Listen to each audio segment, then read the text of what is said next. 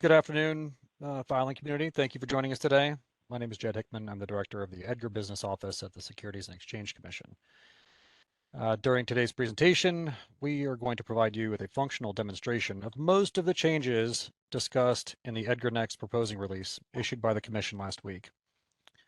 And the majority of content we cover today is functioning in the publicly accessible beta environment, which we encourage you to take advantage of. We welcome submission of questions through chat, and if we have time at the end of the demonstration, we will do our best to address them. This presentation is, as you just heard, being recorded, and we will get that posted to SEC's YouTube channel in the near future. With that, I'll turn this over to my Deputy Director and Chief Counsel, Rosemary Fallu. Hi, this is Rosemary Fallu. I just want to provide the disclaimer on this presentation. The presentation is provided by the staff of the EDGAR Business Office in our official capacity, but it does not necessarily reflect the views of the Commission, the Commissioners, or other members of the Commission staff. And with that, we're going to try to move quickly so that we can cover as much content as possible today. We can go to the agenda. And so today we're going to cover a little bit about the EDGAR Next Proposing release, which the Commission put out last week, the EDGAR Next Proposing Beta, which EBO opened yesterday, technical support for the Proposing Beta. We're going to talk a little bit about application programming interfaces, APIs, and we're going to get to the demo of the EDGAR Next Proposing Beta content. And we're going to try to spend the majority of our time engaged in the demo. You can go to the next slide, Allison. So I think you're all aware, this is all in the release that is public now on sec.gov. We're trying to enhance the security of EDGAR and other things. I think you're all aware that there was a September 2021 request for comment from the Commission, that we did receive a number of comments, and there was a dialogue held thereafter, during which we gained a lot of information. And we wanted to reflect that, and now we have, the Commission put out a proposing release. That was as of September 13th last week, and there were proposed amendments to Rules 10 and 11 and to Form ID, as well as technical changes to EDGAR filer access and account management. So just please note that there's a 60-day comment period and that the Commission will accept comments. We urge you to submit any comments. It's 60 days after publication of the release in the Federal Register, and that has not occurred yet. That's not a date certain as yet, so please keep that in mind. Please see the proposing release to see how the comments are to be submitted. There's a section in the front of the release where that's described. And then, as I said yesterday, we opened a proposing beta environment. And we have an EDGAR Next page up on sec.gov that talks a lot about the proposing beta environment and tries to provide information, as well as courtesy test cases for the public. And then just keep in mind that the beta itself is going to remain open for 6 months, and it will be open until March 15th, 2024. You go to the next slide, Allison. So I think, as you know, if you've read the proposing release, the EDGAR Next changes are individual account credentials, revisions to the Form ID application for access, and then a dashboard on a new proposed EDGAR filer management website with functionality and roles that would allow for account management. And so that would include the roles of account administrator, user, technical administrator, and then we talk about delegations, and that involves a delegated administrator, delegated user, and then the process of annual confirmation on the dashboard. There's also discussion in the proposing release of APIs and related tokens, a filer API token and user API token. And then there's some small revisions to the EDGAR filing and online forms websites to take account of some of the changes in the potentially changed EDGAR filer management website. We also talk about potentially enrolling in EDGAR Next should the Commission adopt the proposal. Dan or Jed, did you have anything to add on that slide? No, thank you, Rosemary. Thank you. Okay. So now we're just moving on. We just want you to be aware that there is technical support for the proposing beta. Again, please, we urge you to go to the EDGAR Information for Filers webpage on sec.gov, and there you'll see the EDGAR Next webpage is linked. On that page, you're going to find the courtesy test cases, a link to those rather. You'll see that we do have a dedicated support telephone line. That would be option 2 on the EDGAR Filer support number, 202-551-8900. Select option 2 there for the proposing beta support. You can email us at edgarnextbeta@sec.gov. And then we also have a technical bug reporting form. And we urge you, if you encounter any technical difficulties or bugs in your testing, to report it on that form, including as much information as possible. Just to clarify again, though, if you have technical feedback in general on the proposing release, the contents of the release, or if you have comments on the proposed rule and form changes, you should submit those to the Commission through the methods that are outlined in the proposing release. You'll see it close to the front of the proposing release. Those methods are outlined there. So we do refer you back to that as well. And again, so much information on that EDGAR Next webpage. So we would send you there if you have any questions, or again, you can contact us. And we can go to the next slide, Allison. So I'm going to turn it over to Jed to just discuss the EDGAR APIs shortly, and we hope to provide more information about them later in the presentation and in these Q&A sessions that are referenced here. Jed? Sure, thank you, Rosemary. As Rosemary mentioned, after the initial request for comments in 2021, we had a lot of requests to help manage the proposed changes at the time.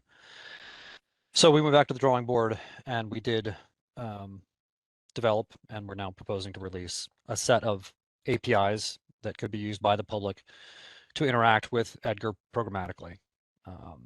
It's a small subset at this point. Maybe in the near future we could expand that, but you know, our presentation will go over a few of the functions that you could call against EDGAR if we should accept these proposed changes. So now we're going to bring in BJ Bott, who has worked extensively on the content of the proposing beta dashboard. And we're going to turn to a demo of the dashboard for you. Good afternoon, everybody. This is BJ Bott. I'm going to go ahead and share my screen. So as Rosemary and Jed pointed out, this is the release that has been up since tomorrow. This is the filer management or new filer management beta login page. And this is where you would start your EDGAR Next filer management journey. And you would be logging in using login.gov. It is required that you establish or create a login.gov credentials in the login.gov production environment. And if you have not created one, you could create while you are trying to sign in. So I'm just going to go ahead and click on the sign in. And I have an option to either sign in into an already established account, or I can create a new account. So those of you who have not created one can go here, create the account, and follow the steps at login.gov. I have already created my account, so I'm going to use one of my business accounts that I've used. And then just to chime in, this is Rosemary again. When you do this, this is not fictional data at this point. These are real credentials that you would be creating on login.gov. So we would urge you to use your real name, retain your password, ensure you use an email address that has something to do with your access to EDGAR and that you can access yourself later. So this should be real information that you enter here. Just to clarify, if this is adopted and login.gov is chosen as the individual account credential provider, you could use the same account to log into EDGAR. So please use something here that you would not be embarrassed to use in EDGAR itself. So just one thing, when you do set up a login.gov, you have to establish a two-factor authentication, which I had established by doing an SMS. There are other options. You guys can look it up at login.gov, different ways to do two-factor authentication. So I've specified my code and logged in, and I'm going to submit. Once login.gov verifies me, I will be redirected back to EDGAR Filer Management. And if this is the first time you are connecting, this is the kind of screen that you would see. The reason is you have not established or does not have access to any accounts. Since you don't have access to any accounts, you have access to no user API tokens, and that's the reason they are grayed out. You don't, we have not captured your name from your login.gov information yet, so you can go to edit my information and apply that. I'm not going to worry about doing that right now. And you can see, I don't interrupt you, BJ, but this Rosemary, you should see though that that email that you use, the login.gov, that will be captured here, and that will be the point of reference for your account. So do ensure that you have access to that email. And then again, as BJ pointed out, as you've seen, we land on the landing page for the proposed new filer management website. You navigate through to login.gov, and then that will bring you right back here to the filer management dashboard. And again, this is the dashboard, as BJ said, when you're not yet associated with any filer. And this is where you would, as you see down there, the third orange cross, that's where you would apply for EDGAR access. Great. Just a couple of minutes to talk about enrollment, and then I'll actually go through the Form ID process, which is apply for EDGAR access. We have a placeholder section for enroll for EDGAR. This is going to be future production functionality that would happen. But right now, if you were to choose any of these options, it is pre-filled with some dummy information for the CIK and passphrase and the CCC. This is so PJ, I'm sorry, can I just interrupt you for a second? So just to clarify what this is, so enrollment is how you would transition an existing CIK into EDGAR Next by essentially adding account administrators for them and taking control of the existing EDGAR account. In order to do that, you would have to enter certain information to validate your control of that account. So that's what PJ is showing you right now. For individuals who could potentially have multiple people who would want to act on their behalf. So for example, an individual officer or director who is a Section 16 filer, maybe he sits on the board or she sits on the board of multiple companies, you know, they would only be able to enroll once. Each person would be able to enroll once, each account. So, you know, with regards to that person in that example, they would have to coordinate among the various boards they sit on and agree, you know, enrollment would take place once. You know, this company would file the enrollment or would handle the enrollment for me, and that person would add subsequently the additional companies as users or account administrators or whatnot, but enrollment would only occur once. Great, thank you, Dan. And yeah, and BJ, just to say also, we are not taking information in here. You're not enrolling through the beta. We're just presenting this so that you guys can see what would happen if the proposed changes are adopted, and this gives you an idea of how it would go. So as BJ has shown you, there's dummy data filled out here in the codes that you would, you know, if we were to have an adoption and you had to enter this information, you would put this information in here for your entity, for your filer, and then you would click verify entity. And I think that we can show you what would happen. You would see at the top your filer. You could confirm that that was the correct information. And then as you went down, you would select a confirmation date. I think as the proposing release says, there's 4 quarters that you can confirm within. You can indicate whether you're a single member company. If you are, then you would only provide 1 account administrator here. If you're not, there'd be fields to complete for 2 account administrators. And then once you did all that, you enter the information at the bottom. You would, that would be enabled. You'd be able to select enroll now, and the information would be sent to SEC staff for review. So that's how the enrollment would occur should this be adopted. We wanted to be able to show that to you, but we're not taking information and we're not enrolling anybody at this time. We're just in a proposing phase. So in the interest of time, we'll just show you there's also a bulk enrollment process. And I don't know, Dan, do you want to talk about the CSV template? Yeah, sure. So, you know, we discussed in the release as well that if this is adopted, you know, one option would be a bulk enrollment where you could enroll multiple CIK simultaneously. So we anticipate this could be sort of an accommodation for a filing agent or a fund complex that has multiple CIKs that wants to enroll them with a single action. So we would offer the ability to upload a spreadsheet or a CSV, comma separated value file that could have multiple CIKs. So I think BJ will show the rest. Okay.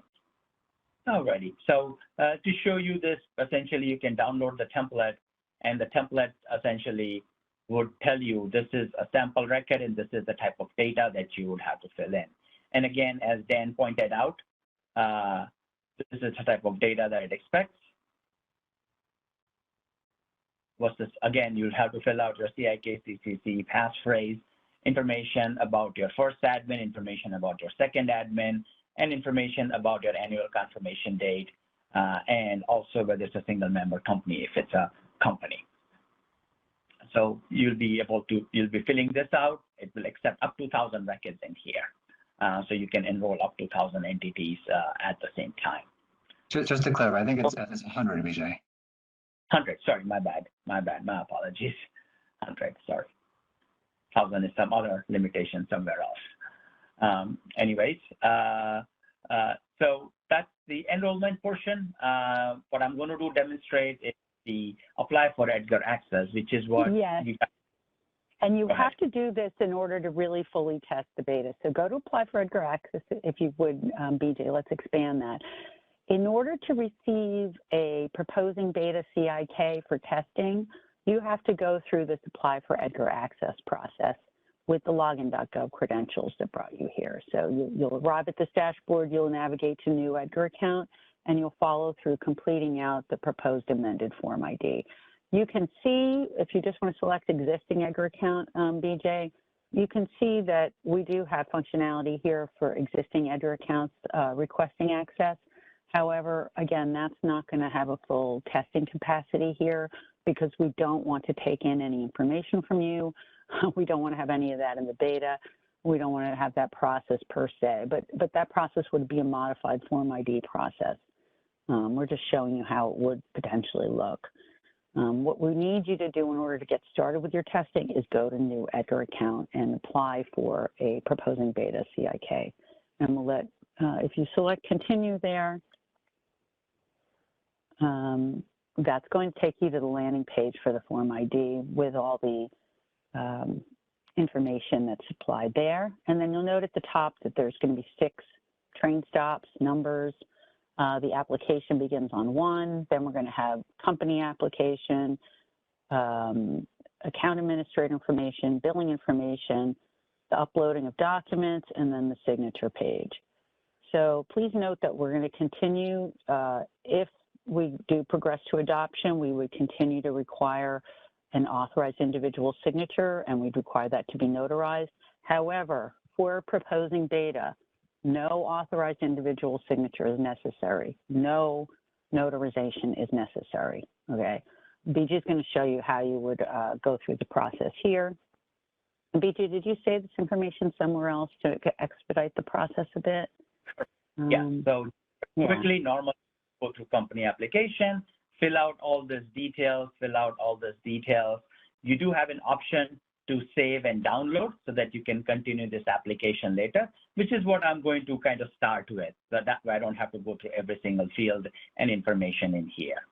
So what I'm going to do is instead of selecting new, I would select resume and submit application from previously saved and downloaded EIS file. And then I have an option to select a file. So I had already prepared a file with all the data pre-filled in it. So this is the file that I'm going to upload. And I'm going to continue. And you'll basically start at the same step that you were here, but I had already filled out the details about what's the company, what type of a company. You guys can explore all of this in detail. A couple of things that to briefly mention: if you select company, you will be required to select. You'll be required to enter information in Part 2 and Part 4. If you select individual, then those steps could be skipped over. In the company application information, details about the company as best as you can. And this is all test information. So for beta, you can experiment with some test information in here. Account administration information.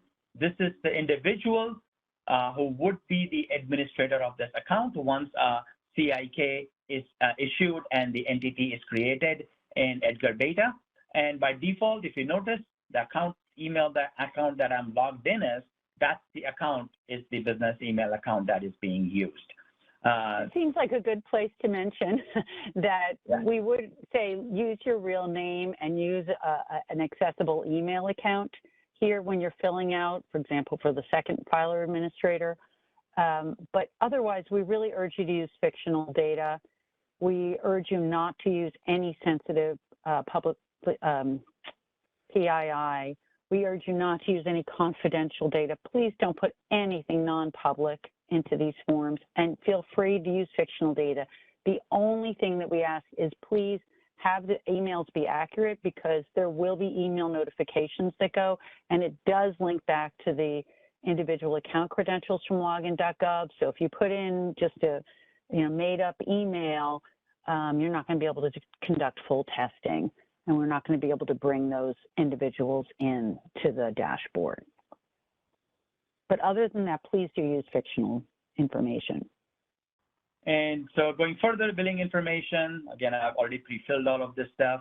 And then documents, this is where you could upload the power of attorney, any other corresponding documents that you might have. And you would require at least one correspondence document to be uploaded before you can submit. And that would be the notarized copy of the form. So how would you do that? Very quickly. Right now, I have not uploaded the document. You would go to the last step. You can go ahead and review and print. And this is the PDF file that you would go ahead and print for notarization. As Rosemary pointed out, signature and notarization is not necessary for beta, but it would be when it is adopting section. And you can print the application for notarization. In this case, if I do it, I'll just save it as a PDF file. I've already done this. I'm just going to skip over that. I'm going to exit and just kind of start the application again, which is what your steps would be also. So I'm going to come back here. I've saved the EIS file. Yeah, so let me just point out that after you complete the Form ID, save it locally. It'll be saved as an EIS file, and you're going to print for notarization. So you'll have a PDF. So at the end of filling out the form, you'll have the saved EIS, and you'll have the PDF that, were we to go to adoption, that would be signed and notarized.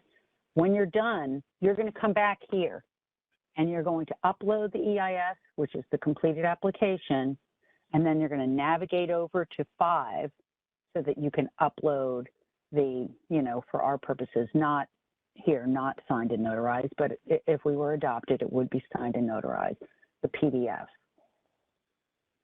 So there's two things there. I have this fake notarized copy that I had saved earlier on my system, so I'm just going to select that for right now. And I'll be adding that document, and it's added.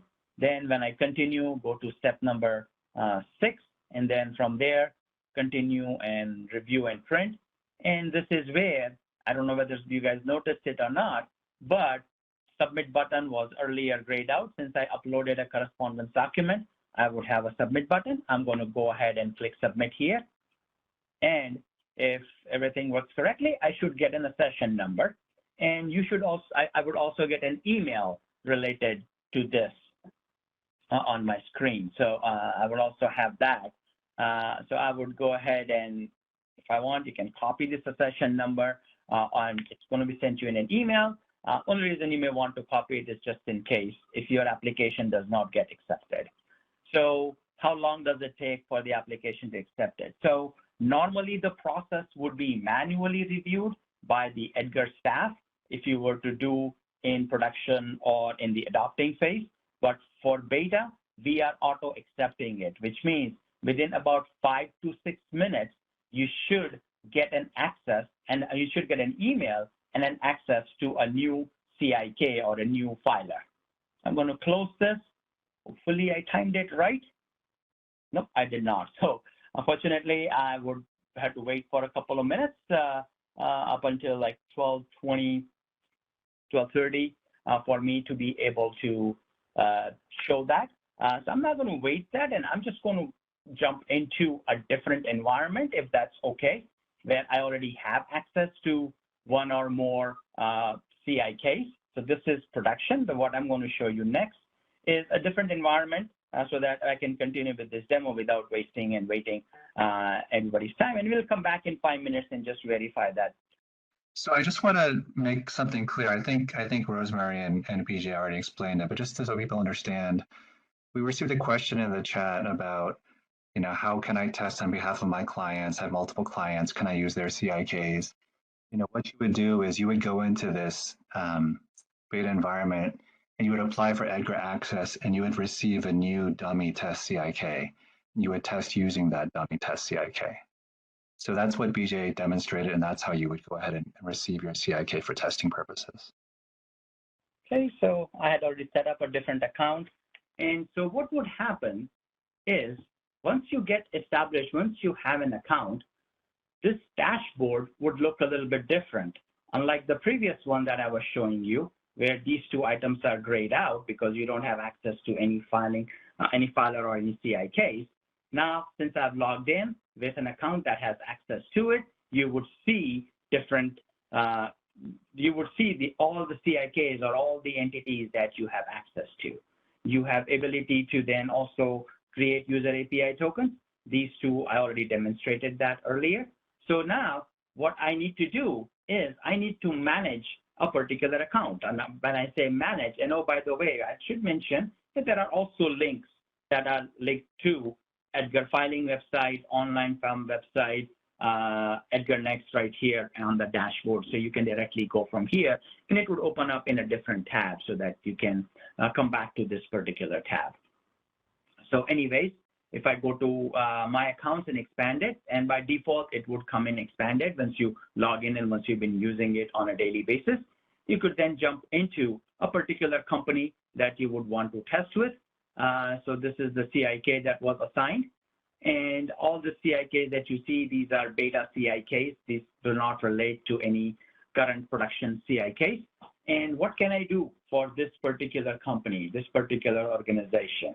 Well, it depends upon what role am I in, and I'll talk about those roles in just a minute. We briefly mentioned those roles earlier. We have roles of account administrator, technical administrator, user, delegated admins. So we'll talk about some of those stuff. So to manage users, what can I do? Well, I can expand, manage individuals and user groups. That are the two sections underneath here. I can add a new individual. So right now, I am the administrator of this particular organization or company. What I could do is I could go ahead and say, okay, I have an employee called Peter, and I want him to be able to file for this company or perform certain activities for this company within filer management or file with EDGAR. So I'm going to go to add individual. And oh, by the way, I just received an email for the other account.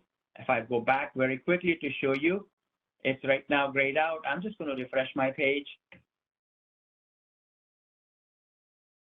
And a new webinar test company got created. And this is the new CIK. I'm going to return back to the previous screen because I have a scenario that I want to show you with delegation. You can only do if you have access to two different entities or two different CIKs.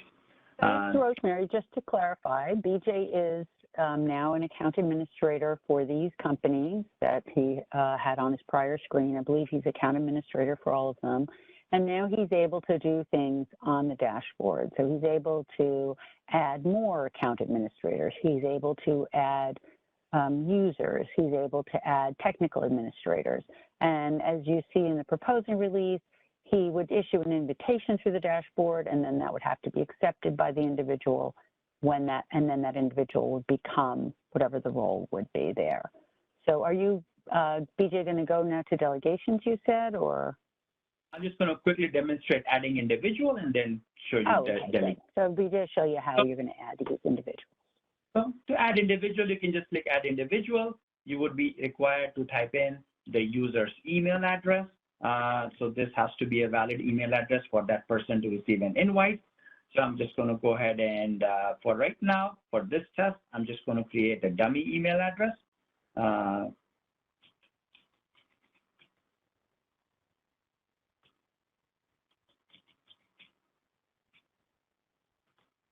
But again, to be clear, if you're going to invite somebody, even for the beta, it has to be a business email address that they're using with the creation of the login.gov credentials. So they will receive the email and then they'll be able to be brought into the beta. So just keep that in mind. Don't use dummy emails when you do the testing. Correct. Yeah, I'm just doing it just for this demo purposes. Thank you for clarifying that. What are the roles I can add this user to? I can add the user as an account admin or a user, not both. Those are mutually exclusive because everything a user can do, account administrator can do plus more. Or if you select user, you can also select account admin. And then you can also add its additional role called technical admin. And we'll talk about this when we briefly talk about APIs. So if I just do this for right now, add this as a user and add individual, what would happen is an invite would be sent over. And as you notice right here, this is a new user that was added with this email. BJ Test was his name, and he has an invite that would be sent over. So if bjdummy@xyz.com establishes an account in login.gov and logs in into filer management, in the My Account section, he would actually see a pending invite, which he would be able to accept. So that is users and account. There's users. There is a section of groups. I'll come back to this group briefly a little later on. So what else as an admin I can do? Well, I can go ahead and manage my CCC. I can generate a new CCC. I can type in a new CCC. As a lot of you probably already know, CCC is required for most of the filing. So you would want to create this CCC, and who'll be able to see it? Administrators of your account. And if you have users, users would be able to see it, but will not be able to regenerate a new CCC or create a new CCC by hitting the change button. So if BJ were logged in as a user, it would be a slightly different wording there for CCC. I think it says view CCC. So anybody who was authorized to file, if the CCC were changed, they can always find the CCC here on the dashboard under this tab. So it's okay to go ahead and change the CCC. There's not going to be a bunch of folks left in the dust who don't have it, who need to file. Anybody who's authorized to file will be able to see the CCC right here on their dashboard, user or account administrator. Also, very quickly, you also have this view account details information here. You can click on it, and that's going to show you the CCC, additional information about the company, phone number, and confirmation due date. And so you can also see information about the entity or the company filer that you are working with. So that's generate new CCC. Yeah, you can do that. Just to quickly demonstrate, I'll just hit the button and it generates a new CCC randomly. I can copy it. Keep in mind, you changed it, so your current applications or anything that may be using the old CCC, that would have to be updated with the new CCC. Same thing as what happens in current production environment. So delegation, what is delegation? So a lot of organizations, they obviously have to file, and I'm just going to pick an example. My favorite one, Apple. Apple wants to file. Apple is going to file, have to file with SEC. But chances are they are probably not doing that themselves. They've probably hired a filing agent to do this work.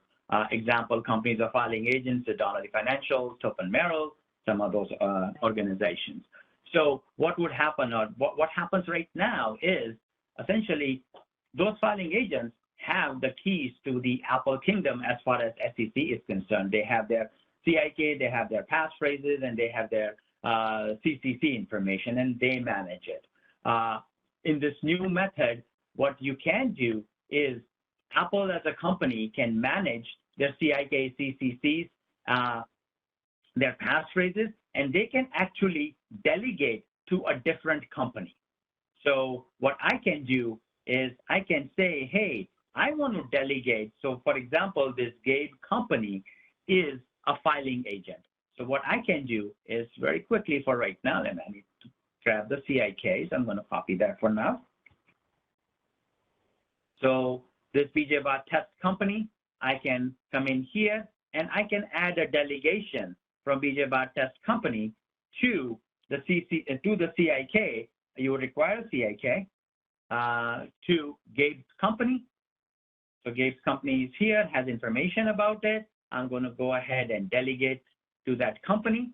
So what would happen at this time is the admins of Gabe company would receive an invite to say, hey, there is a delegation for you from BJ Bart Test Company. A real life example would be Apple sending it to one of the filing agents like Donnelly Financials or Topin Merrill or whatever that would be. So the admin of that company can go ahead and accept that delegation. I just happen to be admin for this demo purposes of both companies. So I'm going to switch. By the way, this is the place where you have options to select, or if you have access to multiple CIKs, there's one way you could do this. You could do it from my account and then click a particular CIK, or once you are already on a particular CIK page, you can switch over and you can go to a different CIK. So I'm going to Gabe Company CIK, and then if I expand Manage Delegation, there is actually a pending delegation waiting for me. So me as an account admin or one of the account admins of Gabe Company, I can go ahead and either accept a delegation or decline a delegation. Obviously, in this demo, I'm going to accept the delegation. So once I do that, accept the delegation, there are some options which you would be able to use in the test cases and test them out. I'm not going to go through all those details, but I accept the delegation.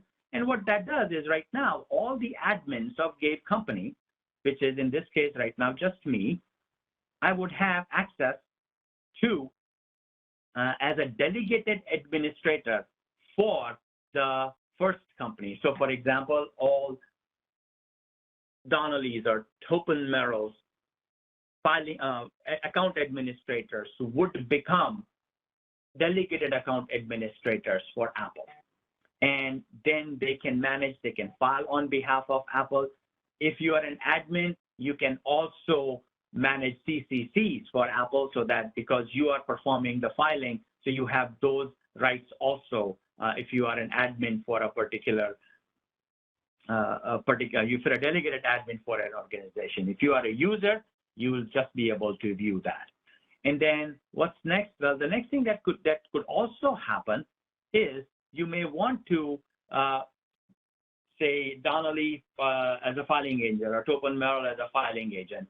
They want to go ahead and they have their employees and they want to basically say, okay, here is the 20 employees that are experts at filing for computer companies, and here is 20 employees that are experts at filing for construction companies, say like Martin Marietta or Syntex Homes or whatever it may be, right? So what you could do is you could then go ahead and actually create user groups to do that management and associate your users. So you would initially add users, which are your users, you add individuals, which are users of your organization, the filing agent. And then you can say, okay, in my list of, from my list, I might have 800 users. I want this 20 to be able to file for Apple. So how would I do that? Well, I can add a user group. I could have done it in two different ways. We have two options.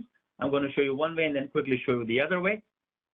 I can go to add user groups and then create a user group, for example, computer filers.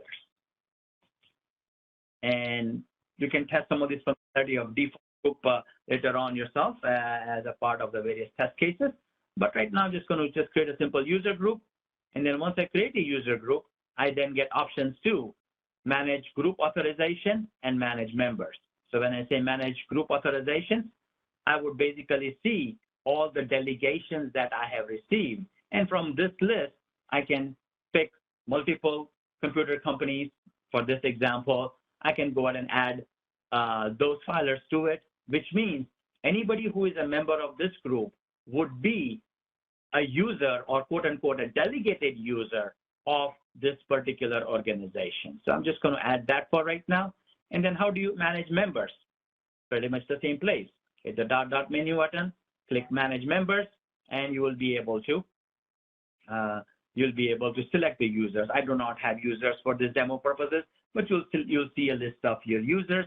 You can select one or multiple, add them all, remove them all the options that you could do here in this example. So that would be one way of managing delegation.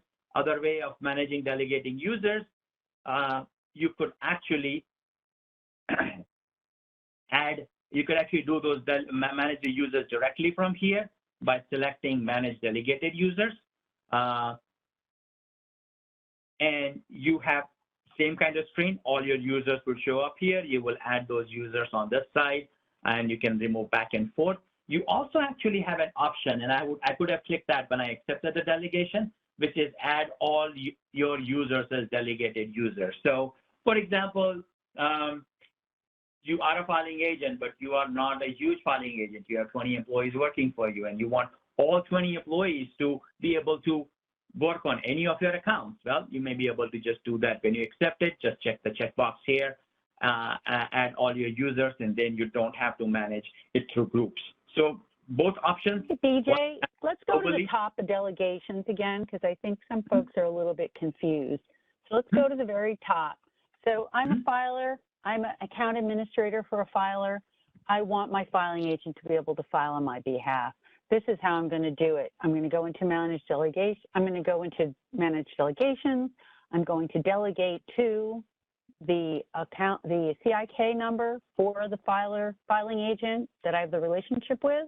Obviously, we would not encourage people to just pick a CIK out of a book and send them a delegation. You should have some sort of background relationship where, you know, you've decided this is the correct CIK, you have a relationship with this particular filing agent, but then on their instruction as to the correct CIK to enter, you would enter it here, you could verify it, make sure you're going to be delegating to the right entity.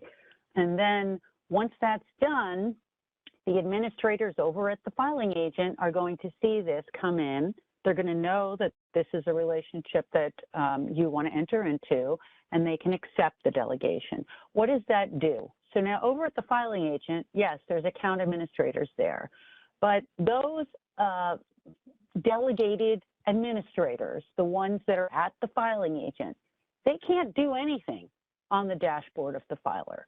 They can't come back here and manage anything for the filer.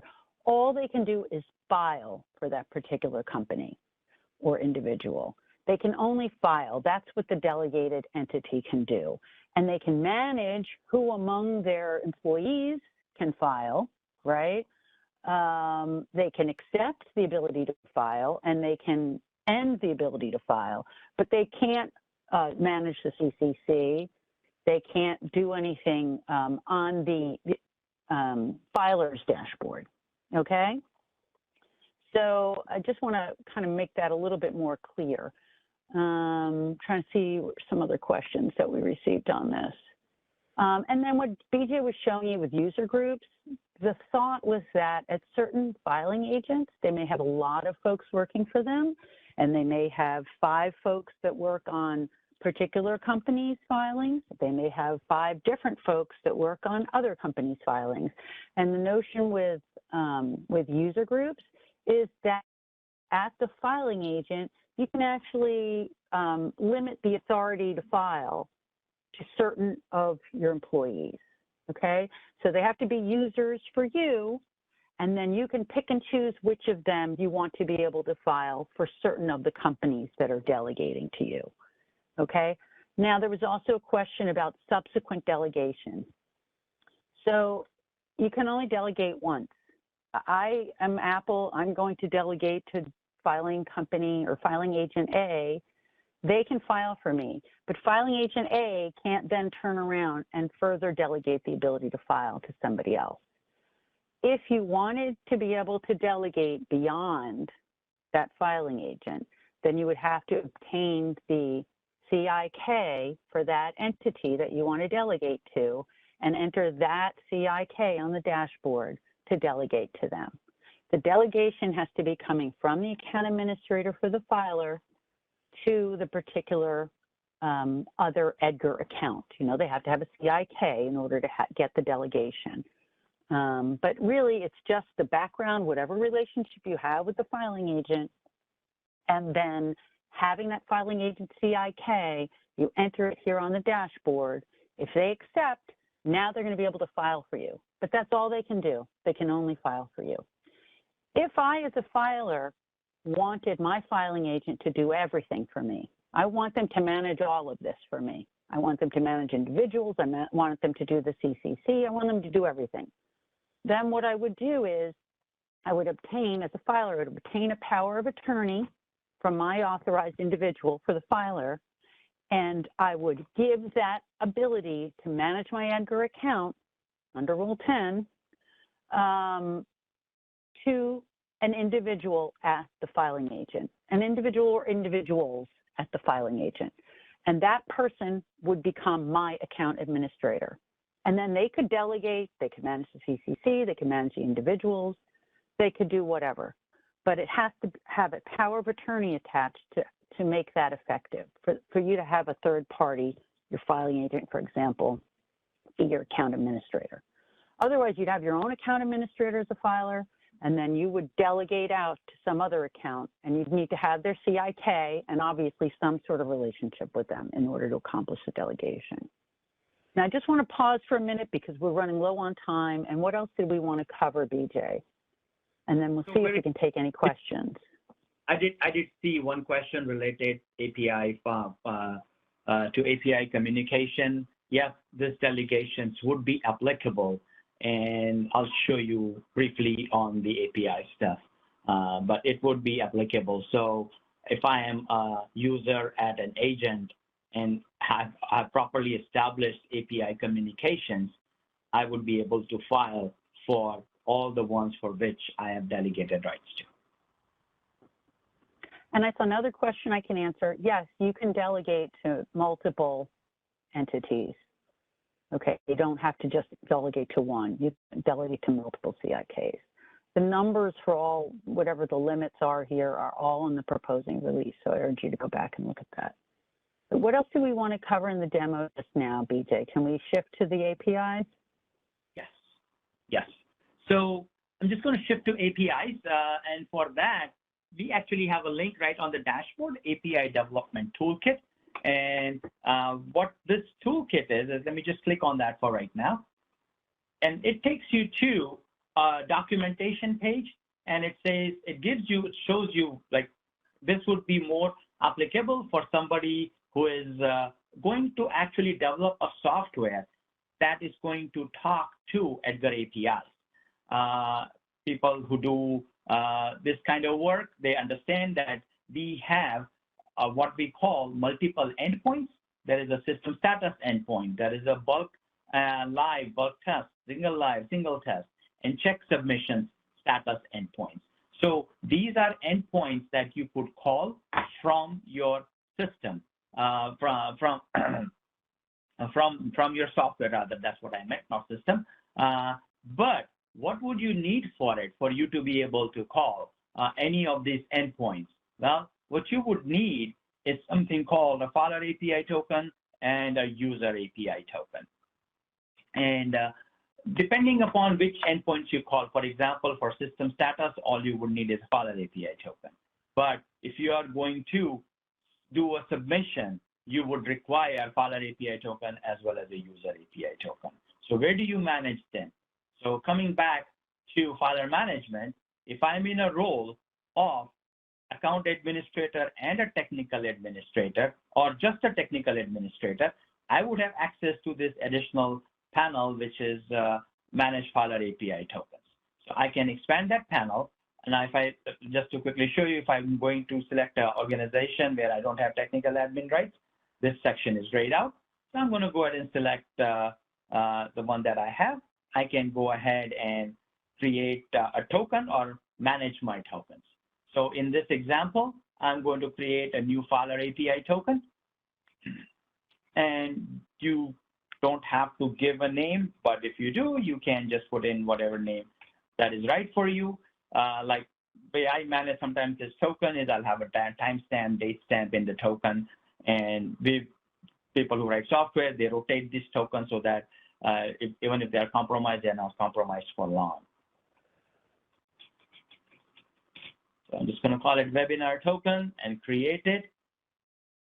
So now a token is created for you. You have ability to copy and or download this token right here and right now and not after that.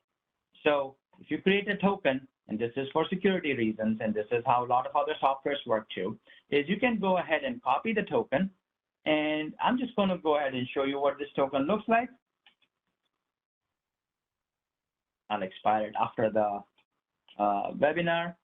And this is what a token looks like. So this behind the scenes, if you pass this token to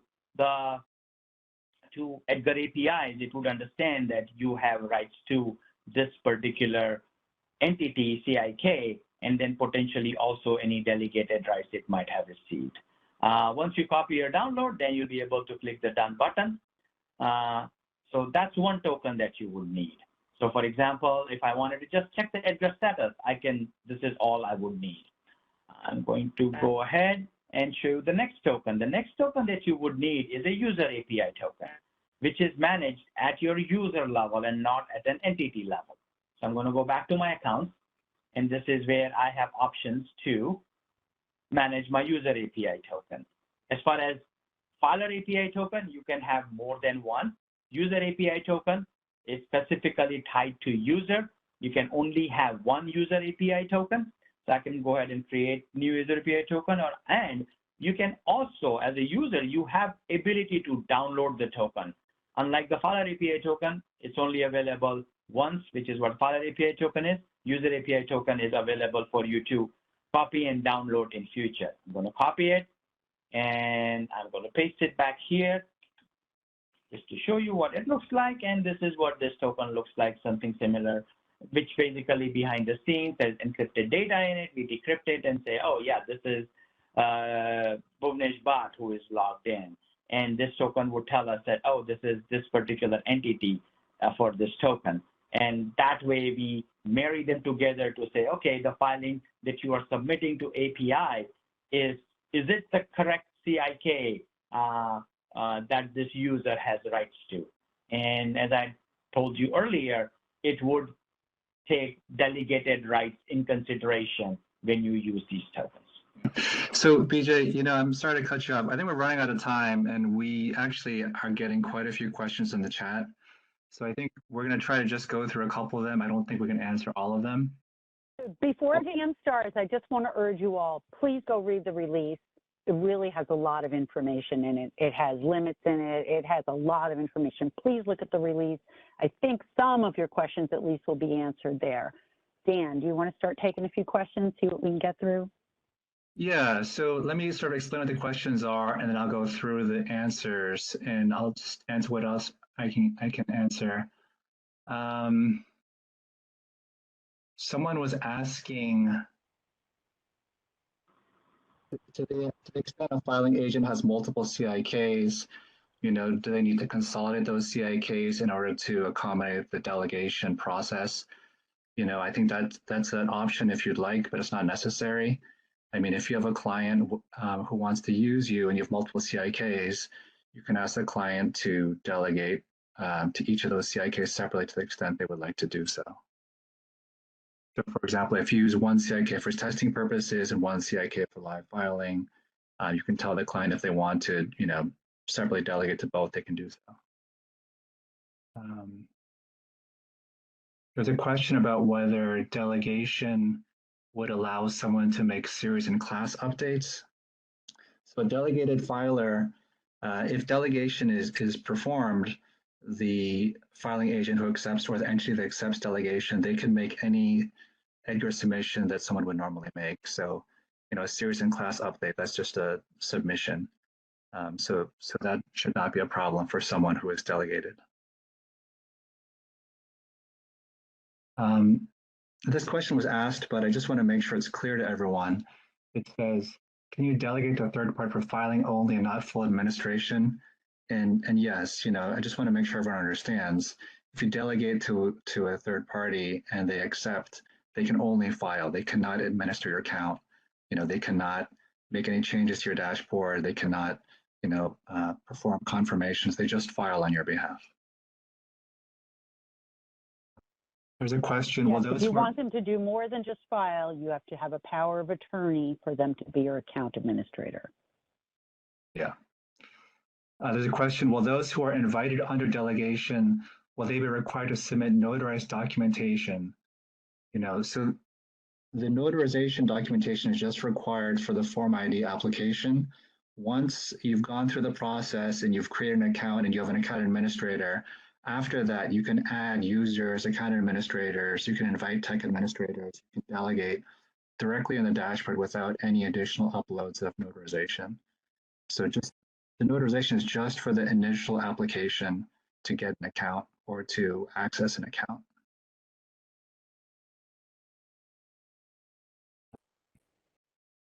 This is a question with regards to enrollment. It says, for any filer who only has their CIK and CCC but does not have their passphrase, will they need to have their codes regenerated to obtain the passphrase before engaging in enrollment?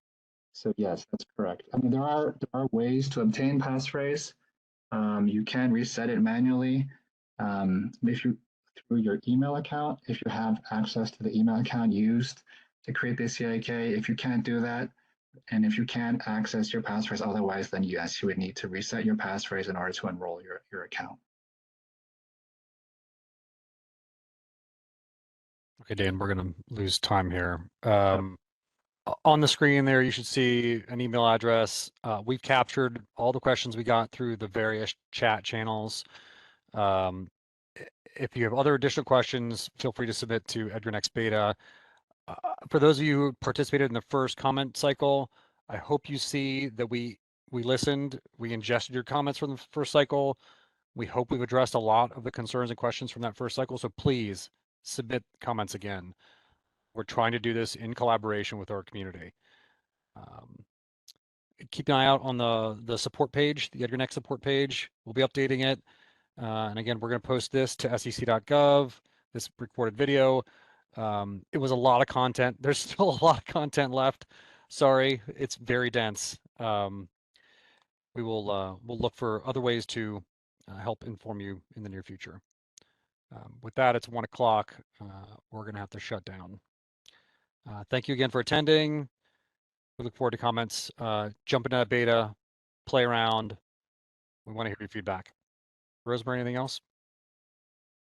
That's it. Just thank you guys so much for attending, and we will try to get some more information out to you. If you continue to have questions, please try to convey those to us, and we'll do what we can. Appreciate it.